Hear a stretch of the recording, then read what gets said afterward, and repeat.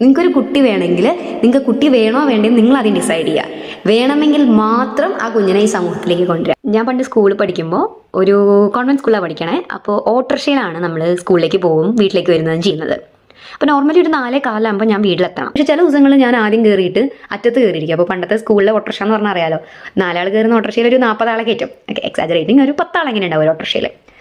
എൻ്റെ വീട് എത്തേണ്ട ടൈമിൽ ചിലപ്പോൾ എനിക്ക് ഇറങ്ങാൻ പറ്റില്ല. സോ അന്നൊരു ദിവസം ഓട്ടോ ഡ്രൈവർ അങ്കിൾ ഡിസൈഡ് ചെയ്തു ദാറ്റ് മറ്റു പിള്ളേരെയൊക്കെ ഇറക്കിയിട്ട് വണ്ടി തിരിച്ചു വരുമ്പോൾ എന്നെ ഇവിടെ ഇറക്കാമെന്ന്. 4:15 വീട്ടിലെത്തേണ്ട ഞാൻ 4:30 മേ ബി 4:35 ആയിട്ടുണ്ടാവും, എന്നിട്ടും വീട്ടിലെത്തിയിട്ടില്ല. അന്ന് എൻ്റെ അമ്മ അത്രയും ടെൻഷൻ അടിച്ചു. 4:15 എത്തേണ്ട ഞാൻ 4:30 ആയിട്ടും വീടെത്തിയിട്ടില്ല. ഇന്ന് എനിക്ക് വയസ്സ് 30 ഇപ്പോഴും ഞാൻ നാട്ടിലല്ല, വീട്ടിലല്ല, ഇന്ത്യയിലല്ല, ഞാൻ മാരീഡാണ്. ലൈക്ക് ഞാൻ വേറൊരു രാജ്യത്താണ്.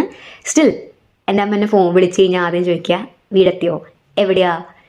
ഇവിടുത്തെ സ്ഥലങ്ങളൊക്കെ പറഞ്ഞു കഴിഞ്ഞാൽ പോലും ചിലപ്പോൾ അമ്മയ്ക്ക് അറിയണ്ടാവില്ല. ബട്ട് സ്റ്റിൽ ഷി ആസ്ക്സ് എവിടെയാ. എപ്പോഴും ഞാൻ എൻ്റെ വീട്ടിൽ അടിയുണ്ടാക്കുന്ന ഒരു കാര്യമുണ്ട്, പിള്ളേരങ്ങ് വളർന്നോളും, പിള്ളേരല്ലേ അത് നമ്മുടെ ഇടയിൽ കൂടെ അങ്ങ് വലുതായിക്കോളും. നോ, നിങ്ങൾക്കൊരു കുട്ടി വേണമെങ്കിൽ നിങ്ങൾക്ക് കുട്ടി വേണോ വേണ്ടെന്ന് നിങ്ങൾ ആദ്യം ഡിസൈഡ് ചെയ്യുക. വേണമെങ്കിൽ മാത്രം ആ കുഞ്ഞിനെ ഈ സമൂഹത്തിലേക്ക് കൊണ്ടുവരിക. ഈ ഒരു സിറ്റുവേഷനിൽ I would like to suggest a movie. ഏകദേശം ഒരു ഗസ്സാണ് പ്രൊണൗൺസിയേഷൻ, കപെർനൗം. ഈ പയ്യൻ്റെ മുഖം ചിലപ്പോൾ പലരെങ്കിലും കണ്ടിട്ടുണ്ടായിരിക്കും. If you have not watch this movie, this is my movie suggestion for this scenario.